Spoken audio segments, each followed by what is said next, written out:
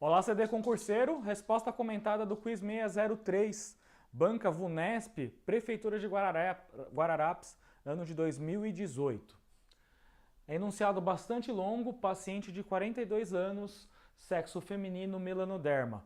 Esse detalhe é um detalhe muito importante quando você estiver estudando esse tipo de lesão, porque essa primeira parte do enunciado já acaba indicando bastante o gabarito correto. Então, atente-se para isso. Paciente de meia idade, 42 anos, mulher, melanoderma. Então isso já direciona bastante e a gente já conseguiria eliminar praticamente as três alternativas incorretas. Além disso, compareceu ao consultório odontológico para consulta de rotina e sem queixas. É outro detalhe muito importante, porque, por exemplo, abscesso periapical, muito provavelmente ele teria algum tipo de queixa, ou mesmo cisto periapical. Senão ele não estaria procurando o atendimento em consultório. Agora, outro detalhe bastante importante são os aspectos radiográficos. O aspecto radiográfico vai matar e vai fechar o diagnóstico, além do exame de vitalidade pulpar. Então, pelo exame radiográfico, verificou-se lesão de aspecto misto na região periapical, dos dentes 31, 41 e 42. É uma região clássica em que acontece esse tipo de lesão, medindo respectivamente 0,5, 0,3 e 0,7 centímetros de diâmetro. E além disso, essa paciente tinha uma outra lesão de aspecto radiopaco associado ao periápice do dente 37. Isso pode acontecer. Inclusive, existe uma variante dessas lesões que são chamadas de floridas, que a gente vai discutir um pouquinho mais para frente. Mostrando calcificação densa circunscrita, compatível com a imagem radiopaca, cercada por halo estreito radiolúcido, medindo cerca de 0,9 centímetros. Não se observou expansão da cortical óssea na região dos dentes analisados, tanto nos dentes anteriores como no dente posterior, dente 37. E além disso, o final é crucial para a gente responder essa questão. Aos testes térmicos, os dentes apresentaram vitalidade pulpar. Esse é um detalhe importantíssimo para a gente fechar e a gente assinalar a alternativa correta. Frente a essa situação clínica, chegou-se à hipótese diagnóstica de A. Cisto periapical, B. Abscesso periapical, D. Queratocisto e D. Displasia cemento óssea periapical. Um detalhe muito importante que a gente falou, né, os testes térmicos, esse detalhe final. Se o teste térmico apresentou vitalidade pulpar, consequentemente, a gente já elimina as duas primeiras alternativas. Cisto periapical, o sinônimo de cisto periapical seria cisto radicular, e também abscesso periapical, porque nas duas situações o dente em questão não possui vitalidade pulpar.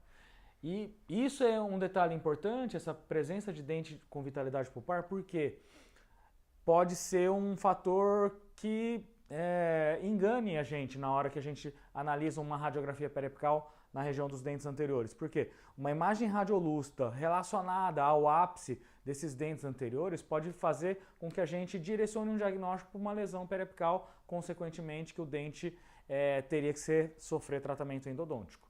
Então, nestes casos de dentes anteriores sem nenhuma alteração, na hora de fazer uma tomada radiográfica, se observa essas lesões radiolúcidas, que seria a primeira fase das displasias cemento-ósseas, é importante a realização de vitalidade pulpar, porque senão erroneamente a gente pode ser influenciado pela radiografia e acabar sendo induzido ao erro e fazer a endo desses dentes. Então, importantíssimo vitalidade pulpar, teste de vitalidade. Então, a gente já eliminou as duas primeiras alternativas. Queratocisto é a alternativa C. Por que não queratocisto? Primeiro, a região anterior, né, em que existe esse aspecto misto, o aspecto misto não é típico do queratocisto. É muito difícil da gente ver. Geralmente o queratocisto a gente vê imagens radiolúcidas, unilocular e raramente ou menos frequentemente multilocular. Então, o aspecto misto não é característico de queratocisto. Além disso, outro fator importante, queratocisto dificilmente acontece nessa região anterior. Ele é muito mais comum na região posterior de mandíbula. Então, nessas duas situações fazem com que a gente elimine a alternativa C. Além disso, né, essa presença da lesão radiopaca associada ao ápice também não é característico de queratocisto. Então, dessa forma, a gente acaba eliminando. A gente ficaria com a alternativa C, displasia segmento-óssea periapical. Lembrando que a displasia segmento-óssea ela pode ser dividida em três, ou classificada em três: periapical, focal e florida. Florida, como eu comentei no início, né, dessa nossa conversa, florida seria aquela presença de displasias, principalmente nos 4 quadrantes, nas duas maxilas, dos dois lados da maxila, nos dois lados da mandíbula. Isso também não é tão raro, a gente vê com uma certa frequência. Então vamos ver uma imagem só para a gente fixar, para você fixar como que seria essas lesões. Aqui mostrando, né, a região anterior é bastante acometida por essas displasias segmento-ósseas. Então aqui, como está relacionado com os dentes anteriores da mandíbula, displasia segmento-óssea periapical. Importantíssimo fazer exame de teste de vitalidade.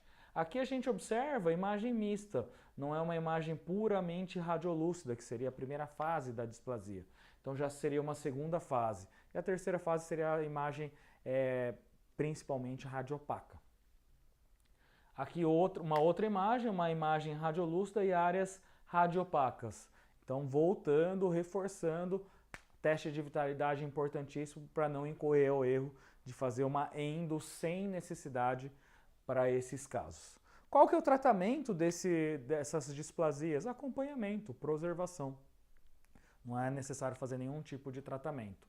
Um dos problemas que acontecem nessas displasias é quando tem que se fazer aexo desses dentes, né? Seja por razão de cárie, seja por razão de trauma ou razão periodontal, porque geralmente acontece a reabsorção do osso alveolar e aí essas lesões radiopacas, lesões calcificadas, elas podem, por contaminação do meio da gengiva ou do rebordo alveolar, essa contaminação provocar uma osteomielite chamada antigamente de osteomielite crônica secundária.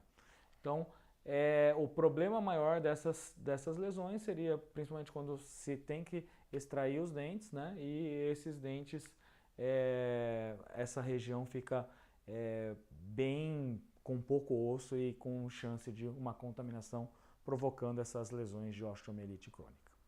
Então continue acompanhando a gente aqui no YouTube, a gente faz uma resposta mais completa para complementar o que a gente tem postado no Facebook, no Instagram, que a gente faz uma postagem mais rápida. Então curta aqui o nosso post, se você tiver perguntas, faça uma pergunta e assine nosso canal também do YouTube, que a gente está postando semanalmente, às quartas-feiras, a nossa resposta mais completa no nosso canal.